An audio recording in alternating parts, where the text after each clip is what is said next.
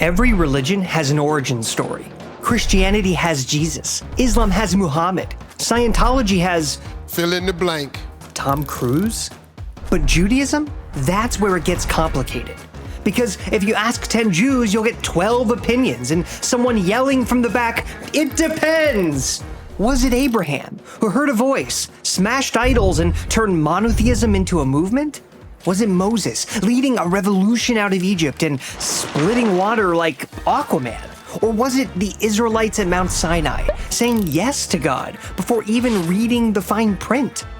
Because depending on how you define Judaism, a religion, a culture, a lifestyle, you'll land on a different answer. So, who really started Judaism?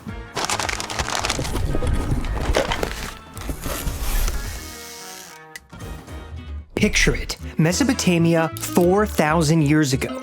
People are worshiping gods of thunder, rain, harvest, and possibly gluten. There are statues on every corner, temples, sacrifices, a whole divine influencer economy. Enter Abraham. One day he hears a voice. No email, no WhatsApp, just a divine, "Hey you," and something clicks. He says, "There is only one God and he's not made of stone." And just like that, Abraham walks away from everything he knows. His home, his father's beliefs, the family business selling idols. And what does he get in return? A promise. You'll have land, you'll have kids, you'll bless the world. Which is a bold claim for a 75-year-old man with no children and no map. But Abraham believes. That's it. That's the resume. No Torah, no holidays, not even bagels, just belief. He becomes the prototype of faith. Someone who says yes to a God he can't see, following a mission he doesn't fully understand, and living a life that sets him apart. And Abraham's belief? It wasn't just personal faith, it came with action. He smashed idols, challenged injustice, and even argued with God. Abraham wasn't just a believer. He was the first to say, "I believe, but I'm still going to ask questions." That tension between faith and argument is basically Judaism's brand. Then, as God promised, he starts a family. He has a son named Isaac. Isaac has Jacob. Jacob gets renamed Israel because apparently Jacob doesn't sound Jewish enough. And Jacob has 12 sons and a lot of drama. Like, a lot. Think Succession, but with more goats and fewer media conglomerates. So Abraham gives us belief, but it's still personal, a family affair. To become a people, Judaism needs more. Enter Egypt, generations after Abraham. Abraham's descendants, aka the Israelites, are now enslaved in Egypt, oppressed under Pharaoh's rule, building cities for a king who doesn't even know their name. Still no bagels. And then comes Moses. He's born at a dangerous time. Pharaoh has ordered all newborn Israelite boys thrown into the Nile River. So his mother hides him in a basket and floats him down the river. And in one of history's greatest plot twists, he's found and adopted by Pharaoh's daughter. Moses is raised in the palace, but he never forgets where he came from. One day, he sees an Egyptian taskmaster beating a Hebrew slave, and in a moment of rage, kills the Egyptian. He flees to the desert, becomes a shepherd, and probably thinks he's out of the story. But then, the bush. It's on fire. It's not burning, it's talking.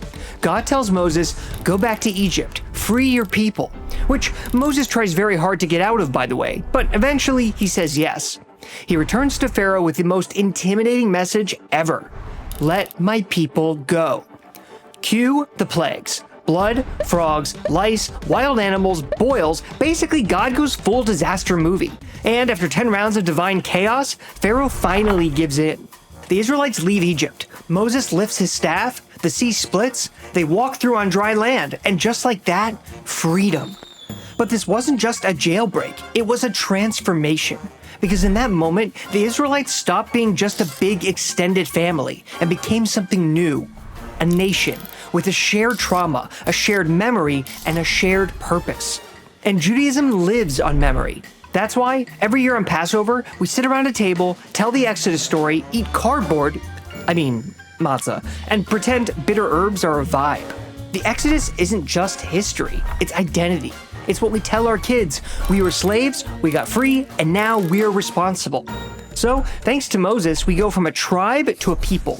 But to become a civilization, You need more than just freedom and a great origin story. You need a system, a code, a contract. Enter Mount Sinai. The Israelites have left Egypt and are now wandering the desert, dehydrated, cranky, probably sunburned. Moses climbs a mountain surrounded by thunder and fire. Super casual. And what does he bring down? Not snacks, not directions, laws. 10 commandments. And a few hundred more for good measure. And what do the Israelites say? We will do and we will listen. Wait, what?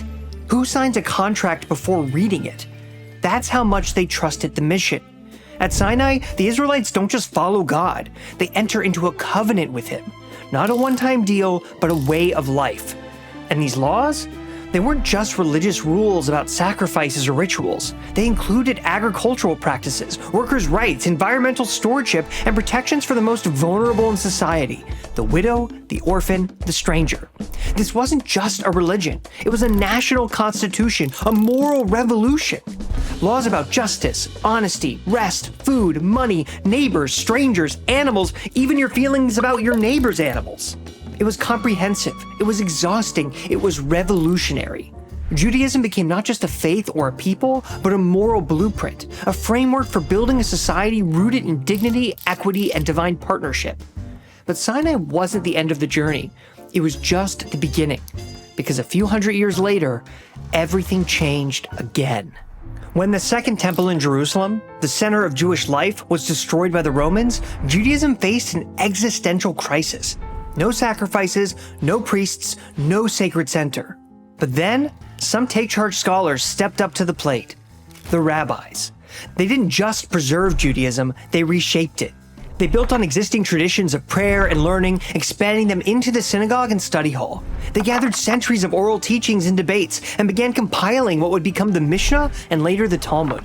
Thanks to them, Judaism became portable, rooted in study, adaptable to exile, and eventually to every corner of the world. They didn't start Judaism, but they made sure it could survive and thrive without a temple. So, who started Judaism? Was it Abraham, who dared to believe? Moses, who transformed a family into a nation? The Israelites, who accepted a moral mission at Sinai? Or the rabbis, who rebuilt a shattered world from books and arguments? Can it be like all of the above? Yes, they all did. Each added something essential. Abraham gave us faith. Moses gave us freedom and peoplehood. Sinai gave us purpose. The rabbis gave us continuity. Judaism wasn't born in a single moment. It was built one generation, one story, one yes at a time. And here's the twist. None of it would matter without you. Because Judaism doesn't survive on nostalgia or old scrolls. It survives because people keep showing up. They question, they wrestle, they light candles, they skip pork. They go to Jewish summer camp and come back weirdly obsessed with Israeli pop songs. Judaism lives because people in every generation say, this still matters. Judaism wasn't frozen at Sinai. It was just the beginning. Today, some Jews keep kosher, some don't. Some believe in God, some aren't so sure, but they still light candles, still ask questions, still care. That's the secret. Judaism has never been about just one thing. It's a living, breathing tradition that invites people to wrestle with it. It's not about having all the answers. It's about asking better questions, like the one you asked today. Judaism doesn't begin once. It begins again. Every time someone asks why it matters. Every time someone chooses to continue it.